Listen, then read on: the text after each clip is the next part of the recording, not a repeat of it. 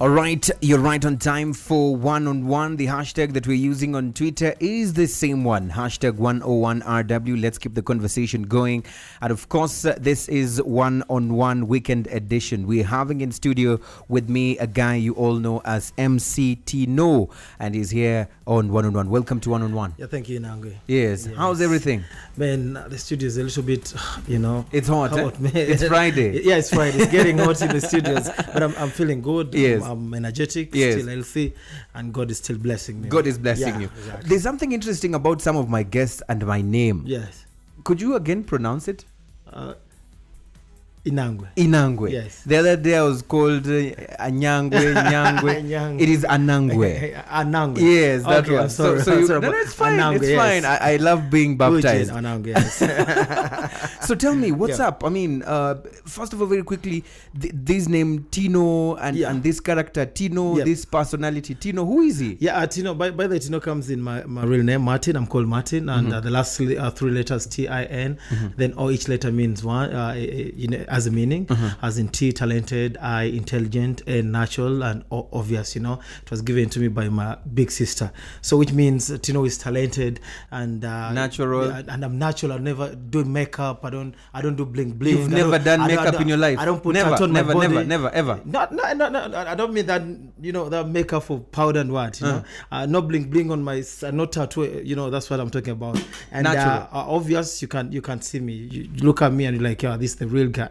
This is a real guy, So what's your opinion on those who do makeups and bling blings and everyone, tattoos? Everyone has his own, way of thinking. Maybe they think it is good on them and they like it. So I don't blame nobody. Yes. You don't blame nobody? Yeah, no. Let's talk about your career and this thing of MCing. Yes. I mean, what do you eat? What do you prepare? What do you do when you want to go for concert? When you receive that call and you're told you're going to be MCing at this event? Yeah, but by the way, before you even talk about receiving a call, I just received a call like outside the studios when Jack was reading the news. Someone was telling me we have a cocktail party tomorrow. And I told them I have another event in the afternoon. But he told me fully booked. So I'm fully booked. Booked. So when I receive a call, like you call me, contact FM as a gig. Yeah, we need you as our host or an MC. I'm like, first of all, I thank God. I'm like, because we have a lot of MCs in town. So you think about, I'm like, God bless, you that means that you appreciate what I do. So when I receive a call, I thank God for that.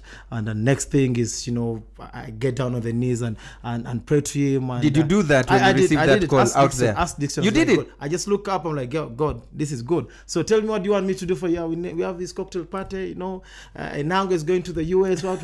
We have a farewell. So most of the time, I don't make my deals on phones. I need to meet. You meet people like one-on-one, by the way. One-on-one. Hashtag one-on-one. Yes. So I just meet you one-on-one. You tell me what you want, and I tell you what I want, and make the deal. Now, probably before we go into the financial aspect of the MCing as a career, as a revenue generating activity, let's also talk about some of the things that maybe the people who call you for MCing, have you ever been in a situation where you've been told, don't do this and you can only do this? Yeah. Have you ever felt about that? I've always, not always, most of the time, when someone gives you a deal, he wants you to follow his guidelines. Like, don't do this, invite this one at this time. But sometimes they mess up, because I've been doing this for quite a long time, for the last 8, 9, 10 years ago, so I know if you give me your guideline and you tell me the program, I can tell you, like, the CEO can talk before, Tino talks, like maybe you mess up. I've seen a lot of programs that are messed up, like last weekend I was at a graduation party, and the guest of honor, the graduate speaks last, and they're putting the person speak before everyone. So it's like, you are messing up everything. No, it is a party, let us speak. So this brings us to the other issue of the most embarrassing moment that you've ever had. What happened? Tell us about that. That you've never told anybody else. Saying it here for the first time. Let me be honest with you. Yes. It was I don't want to mention the company. Maybe it is part of advertising. So I pronounced bad your name. So this guy gave me this chiraka, told me, Tino, make sure this guy wants his name to be pronounced well.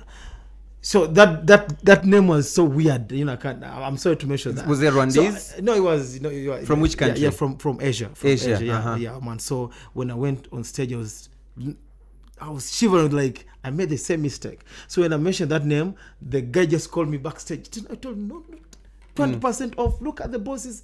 What? I'm like, oh my God, I even felt bad to go back on stage. So, but I'm like, I brought myself back and like, it has happened, it's gone. I'm not a computer. So I felt so embarrassed because I don't want to mess up with someone's gig. I don't want to mess up.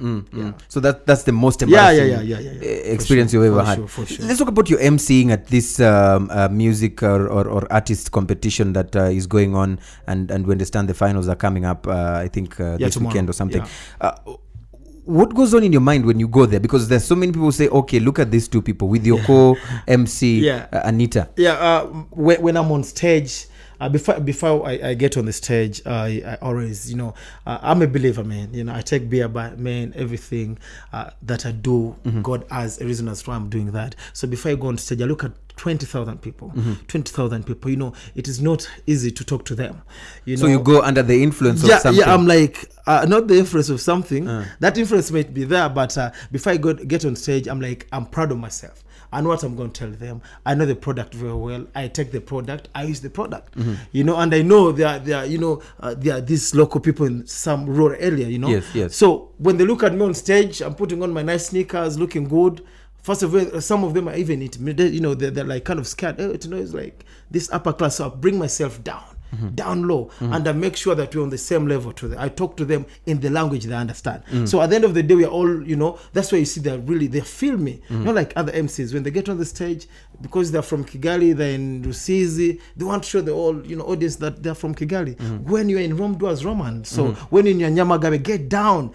Those guys are farmers. You pretend you're a farmer, man. You know what they're doing. That's when you'll connect. So that's why you see when I'm on stage of that competition that I won't mention. You see, like, there's a connection. Everyone is smiling, and some artists come on stage, people boo them, and they're the stars of the day. Why? Because they think they're more stars than those people. But without those people, you cannot be a star. No one can watch you. You are a radio presenter. Yes. And just recently, I hosted a very, outspoken guy called DJ Adams. Yes. He was very clear, bashed radio presenters who he believes are bringing down the entertainment industry and the music industry in the country. So I'm sure you've heard what he said. I'm sure you've heard some of the comments that he's also been making concerning radio presenters who are bringing down the industry. Do you think you're one of them? No, I'm not one of them, man. I think I'm one of the pioneers of radio in Rwanda. Apart from a few that are no longer in Rwanda, they're out there. I started radio in 2004 December there. I was in my senior 6 vacation, So most of these guys, they came before me. I've been there. And the reasons why I'm still on this mic, because I know what I do. I know what I do. I know what to speak at what time I'm speaking to. I know the people I'm speaking to. That's why I'm even still, people still call me. We need you to come, let us employ you. And other presenters have been they're just away. So the reason as to why I maybe speak, you told you like that, there's some who do, do their job. When you said there's some, it means you have an idea of who. Of course. What it means, like, for example, if you're doing an entertainment show, let's talk about DJ Mike here or Selector Gomez. People like, it's a weekend, people, you're a DJ, people expect you to play more music, but you're talking over their songs, their favorite songs, you're sending greetings to your family in Nyagatare, where, No, he was specific. He said that some of these presenters are receiving some side dish. They're receiving some side dish from some musicians who he believes are singing crap. And by promoting those ones, he believes we are killing the industry. That thing has happened a lot of times. Have you ever been given, has any artist ever come? No, don't be diplomatic. Just tell me. It's okay, you won't even mention the name. Has there been any artist who came to you and told you, Tino, take these 10,000 francs, please promote my music? They have to you. Several times. They have come. Yeah, very many. But it depends. It depends on how you take yourself. Anangwe, the way you take yourself. It's not easy for someone to just come and like, you know what, Anangwe, I don't need you one-on-one to do this. They can't. But if you're so easy, sometimes being too much easy makes people, either undermine you or take you like, I can get him anytime. You know, that's why, you know, most presenters are facing such issues, because we drink with artists in bars when the same concerts, they have numbers. So like I can call Tino anytime, you know. And another thing, this is the industry that is growing. This is the industry that is growing. Yes. We have a few radio stations. However much people think there are many, but we have a few that are working. When I talk about a few, this is Contact and other, you know, few that are doing what they're supposed to do. Yes. You know, so the other remaining that are, you know, they're in the business but they're not doing that well. That's when the thing is keeps on being, you know, on its high. Someone goes in the studios, he knows he can't do rap music, he knows he can't do R&B, but because he knows I'm going to meet Tino, who will play my song, like it or not. That's he'll keep on going in the studio. But back to my question, has there been any artist who has ever come to you and said, Tino, take these 10,000 francs, very many, please promote very my song? Many, and what has been your reaction? My reaction is like if you come to me like telling speak me the truth and shame the devil. My reaction is if you come with let's say 20,000 or 40, yes, and you know your music is good, you know your music is good. It is not like you're not giving the money to take you to the next level. If the song is good, I'll play the song and take the money. I'll play the song and take the money. You'll take the money, play the song, and that money. Most of the time, there's this word they use, you know, Gitty. Very good. Yes. This is what we call motivation in sales and I did marketing. I did marketing, and there's what we call you know, you like paying for an advert. Like if you have money, I've had bigger names pay $1 to play the songs, and the songs is right there in the billboard. But they know what they're selling. If your music is good, you don't need to spend a lot of money. But the people giving out money are these people who are not proud of what they do. If you're proud of what you do, never give out money. You understand? So that's why most young stars and even big names, even these big names that have even been in competition, so that we all understand what you've just said, is that if someone comes to you and gives you money and still their song is good, you would look at it as just motivation. There are even some songs, you know, there are incidences when someone comes to you and like, man, my nigga, this song is not good. But most of the time, artists don't want to be told the truth. You know, they don't want to tell them the song is bad. They want you to just, you know, put mayonnaise, blue bar, what, for them to feel good. You know, like most girls don't want to be told they're ugly. But if you meet a girl who's not beautiful and you know what, sister, man, you don't work. You know, they'll feel bad. So that's the issue. Is there any artist probably in particular that you've tried to advice in this line? Very many. They can't even call like them very many. For example, who? Talk about Bruce Smith. But when he started, he came to me and I wrote. I was like, you know what? I've been doing this music, and I'm like, you know what? You have a good song. You have a good voice. Yes. So what I would advise you, if you want to do, you know, as in to come into the game, look for some names out there. The first song he did it with Uncle Austin. You know, try to, you know, to connect them, and the song was really good. So the second song he did it alone, and the guy was, you know, he was really pushing it hard. Until now, Bruce Melody is among the top. So you're part of the people who helped him get where he is Talk today. about these young kids, the Jesus, you know, and others, and they're doing good. They really have the talent. Now let's talk about some incidents that took place some time back between you and Dream Boys. There are those who probably might not have known the full story or had speculations everywhere. On this show, I offer a platform for people to clear issues. What really happened? The issue was they were still before season 4 of the season 3 last season. No, I was at a certain bar. I was drinking my beer. You know, it was a Friday, by the way. So one journalist came and. You know, all of a sudden, hey, you know, the competition is starting. Yes. Who do you think is the best? Yes. And telling the truth, by that time I was standing with Urban Boys. Yes. You know, we are drinking together. You know, he gave me the record. I was like, you know what, man, these guys are the best, man. You know, look at this. I'm standing with them. And I was very clear. I was like, even TBB and Dream Boys and TNP and other groups, they know these guys have been they've done records with Good Life. By that time, it was their time. They done records with Jackie Chan, Lilu, so they're big. So the guy went to the website and put the story. You know, Urban Boys is the best, even MC Tino says, and so maybe they mistranslated the story. Mistranslated, but you said that. Yeah, I said it on a recorder. Yes. And so, doesn't that mean that was what you said? Yeah, it means so. It may mean so, but it is not that they're not good. And and after I told them, if you're good, good things do sell. If you're good, you've been in the game. But look at what they've done. They have launched. Everyone is talking about them. So sometimes you just need to know that someone is better than you. Yes. That has happened in soccer. When Messi takes Ballon d'Or, Cristiano has to work hard for the next one. He doesn't go on the on his Twitter page and Facebook page like this one said so. No. Even the FIFA president said Messi's far better, but it wasn't a big deal. So if I say they're bad, they're good. So you want to say at that reaction, maybe our local artists, specifically these ones we're talking about, are not ready to accept competition? Is this what you're trying to say? Yeah, of course. If you can't accept competition, then you can never be somewhere.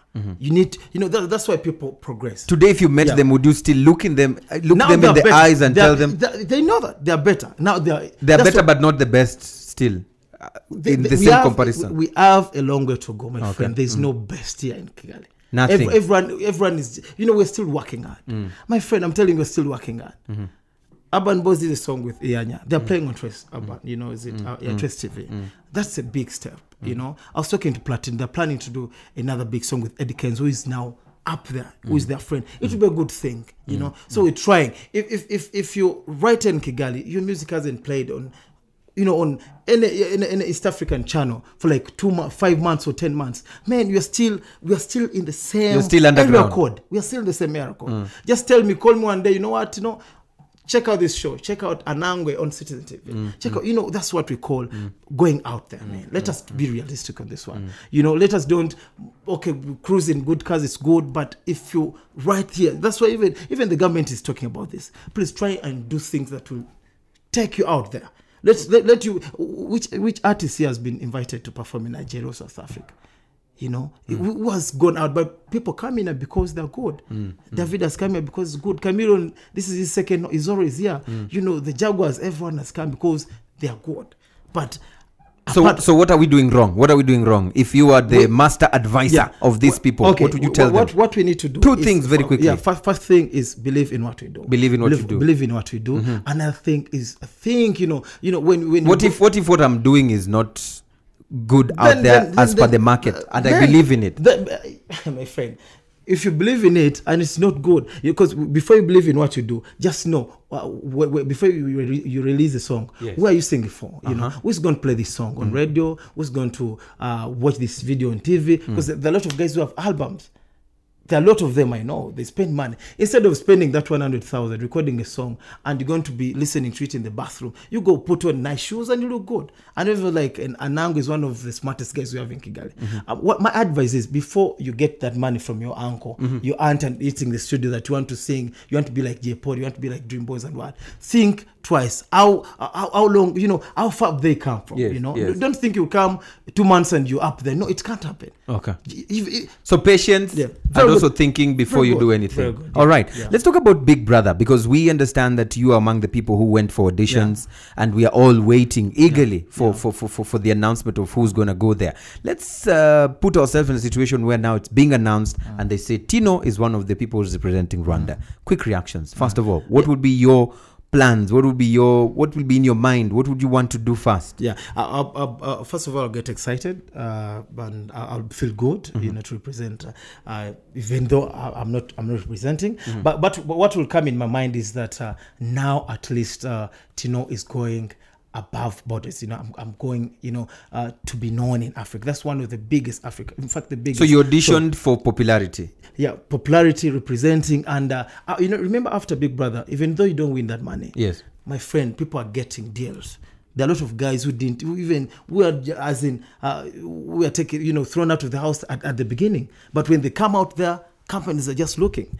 If you put Tino in the billboard, this and this and this and this. So my going in there is promote Tino as a person, and represent, like people know running flag is there. Investors would like to know. Let us go and see, that country, that small country in the East African region. So it will give me a chance of, promoting a lot of things. What would have been your strategy? Let's say, we are all living in this assumption and believing that let's say Tino is in there. What would have been your strategy to win the competition? Yes, to win the competition. What would you do? What would be the plan? Most people go in the house, mostly boys. You know, yes. That house is full of beautiful girls, man.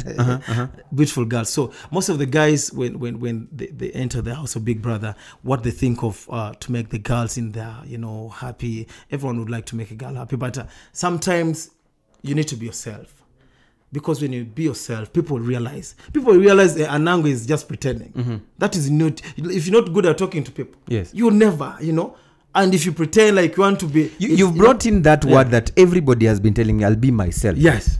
But Tino, tell me something else. Come on. You know there's something that you would want to do there that would make you win the $300,000. What is that? Everyone has we got different talents. Yes. You know, I got my own talent. I'm a part-time comedian. I'm an artist. You're a comedian? A part-time comedian. I'm a musician. I'm an MC. I'm a DJ. So with such talent, I don't think I'll go into that competition and just walk away.